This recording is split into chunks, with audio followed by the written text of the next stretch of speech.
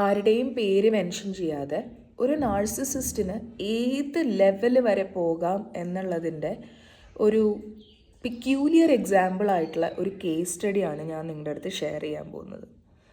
ഇതിലെ ആൾക്കാരും കഥാപാത്രങ്ങളും കഥാ സിറ്റുവേഷൻസും എല്ലാം ഹൈപ്പോത്തറ്റിക്കലാണ്, ആകാം, ആകാതിരിക്കാം.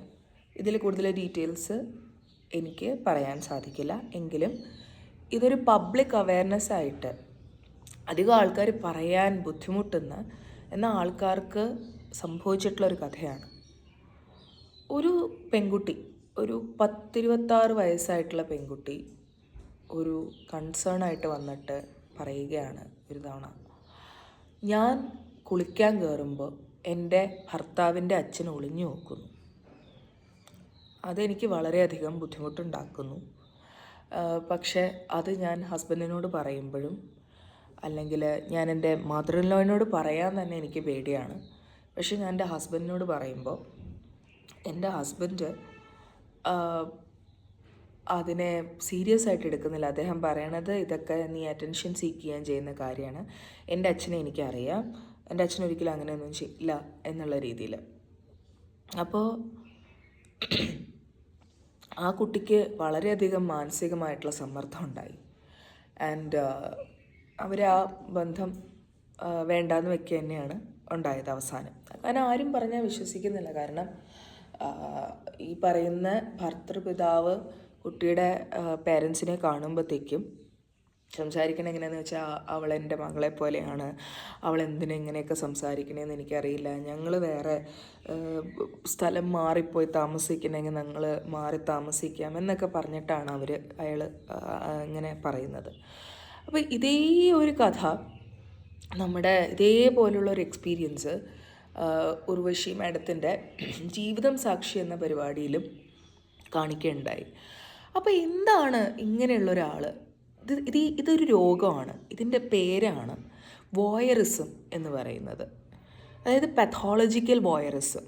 ഒരാൾ കുളിക്കുന്നതോ അല്ലെങ്കിൽ ഒരാൾ ഡ്രസ്സ് ചേഞ്ച് ചെയ്യുന്നതോ ഒളിഞ്ഞു നോക്കുന്നത്, അങ്ങനെ സ്വഭാവമുള്ള ആൾക്കാരെ നമ്മൾ വോയറിസം വെച്ച് എന്നൊരു ഡയഗ്നോസിസാണ് നമ്മൾ അവർക്ക് കൊടുക്കുന്നത്. ഒന്നത്. രണ്ടെന്ന് പറയുന്നത്, വളരെയധികം നമുക്ക് ഇങ്ങനെയുള്ള ഒരാൾക്കാർക്ക് ആൻറ്റി സോഷ്യൽ പേഴ്സണാലിറ്റി ട്രേറ്റ്സ് ഉണ്ടാവാനുള്ള സാധ്യത കൂടുതലാണ്. അതായത് സ്വന്തം മകൻ്റെ ഭാര്യ എന്ന് പറയുന്നത് ആരാണ്? മകളാണ്. ആ മകൾക്ക് ഒരു സേഫ് എൻവയോൺമെൻറ്റ് ഉണ്ടാക്കുന്നതിന് പകരം ഇങ്ങനെ ഒരു സിറ്റുവേഷൻ ഉണ്ടായിക്കഴിഞ്ഞാൽ, കാരണം ആ കുട്ടി വേറെ ഒരു തരത്തിലുള്ള കംപ്ലൈൻറ്റും പറയുന്നില്ല, ഭർത്താവിൻ്റെ ഇൻകത്തിനെ കുറിച്ചോ ഒന്നും ആ കുട്ടിക്ക് ഒരു കൺസേൺ ആയിട്ട് തോന്നുന്നില്ല. വളരെ സന്തോഷകരമായി ജീവിച്ച് പോയിക്കൊണ്ടിരുന്നതാണ്. പക്ഷെ ഇങ്ങനെയുള്ള ഒരാൾ, ഈ കാണുന്ന വീഡിയോയിൽ ആർക്കെങ്കിലും ഇങ്ങനെ ഒരാൾ നിങ്ങളുടെ വീട്ടിലുണ്ടാവുകയോ ഇങ്ങനെ ഒരു സിറ്റുവേഷൻ നിങ്ങളുടെ ലൈഫിൽ ഉണ്ടാവുകയോ ചെയ്യുകയാണെങ്കിൽ നിങ്ങൾ മനസ്സിലാക്കേണ്ട ഒരു കാര്യം എന്താണെന്ന് വെച്ച് കഴിഞ്ഞാൽ, ഇത് നിങ്ങൾ ആരോടെങ്കിലും പറയാതെ ഒളിച്ച് നടക്കേണ്ട ആവശ്യമില്ല. നിങ്ങൾക്ക് എപ്പോഴും ഒരു ക്ലിനിക്കൽ സൈക്കോളജിസ്റ്റിൻ്റെ അടുത്തോ ഒരു വക്കീലിൻ്റെ അടുത്തോ പോയിട്ട് ഈ കാര്യം പറയാവുന്നതാണ്. മനസ്സിലാവുന്നുണ്ടോ? കാരണം എന്താണെന്ന് വെച്ച് കഴിഞ്ഞാൽ, ഇത് പകുതി സ്ത്രീകളും അല്ലെങ്കിൽ പകുതി പുരുഷന്മാരും അവരുടെ ലൈഫിൽ ഇങ്ങനെയുള്ള അനുഭവങ്ങൾ ഉണ്ടാകുമ്പോൾ പല രീതിയിൽ സഹിച്ച് കഷ്ടപ്പെട്ട് ഒരു എന്താ പറയുക, ഒരു ഒരു ഒരു ഒരു വഴിയില്ലല്ലോ എന്ന് കരുതി സഹിച്ച് ജീവിക്കുന്നുണ്ട്. പക്ഷെ അങ്ങനെ വിചാരിക്കേണ്ട ഒരു തരത്തിലുള്ള ആവശ്യങ്ങളും ഇല്ല. നമുക്കിത് നിങ്ങൾ ഫ്രണ്ട്സിനോട് ഷെയർ ചെയ്യേണ്ട ആവശ്യമില്ല. പിന്നെ ഫ്രണ്ട്സ് ആണെങ്കിൽ, എത്ര അടുത്തുള്ള ഫ്രണ്ട്സ് ആണെങ്കിലും ചിലപ്പോൾ അത് നിങ്ങളുടെ തോന്നലാണെന്നൊക്കെ പറഞ്ഞു കഴിഞ്ഞാൽ നിങ്ങൾക്ക് വളരെയധികം ബുദ്ധിമുട്ട് തോന്നും. അപ്പോൾ ഇയാൾ പിന്നെ പതുക്കെ ഇയാളുടെ ബാക്ക്ഗ്രൗണ്ടൊക്കെ അന്വേഷിച്ചപ്പോൾ ഇയാൾക്ക് ഇങ്ങനെയുള്ള പ്രീവിയസ് അനുഭവങ്ങൾ ഉണ്ടായിട്ടുണ്ട്. അതിന് ഇതുപോലുള്ള ഒരുപാട് ആൾക്കാരുണ്ട്. അവർക്ക് സെക്സ് ചെയ്യുന്നതിനേക്കാളും വേറൊരു വ്യക്തി കുളിക്കുന്നതോ അല്ലെങ്കിൽ വേറെ 2 പേര് സെക്സ് ചെയ്യുന്നതോ ഇതൊക്കെ നോക്കി കാണാനാണ് അയാൾക്ക് താല്പര്യം. ഇങ്ങനെയുള്ള ഒരുപാട് മകൻ്റെ ഭാര്യയെന്നോ വീട്ടിൽ ജോലിക്ക് വരുന്ന സ്ത്രീയെന്നോ അല്ലെങ്കിൽ ഭർത്താവിൻ്റെ ചേട്ടൻ്റെ ഭാര്യയെന്നോ എന്നൊന്നും നോക്കാണ്ട് ഇങ്ങനെയുള്ള ആൾക്കാർ നമ്മുടെ സമൂഹത്തിൽ വളരെ മാന്യന്മാരായിട്ട്.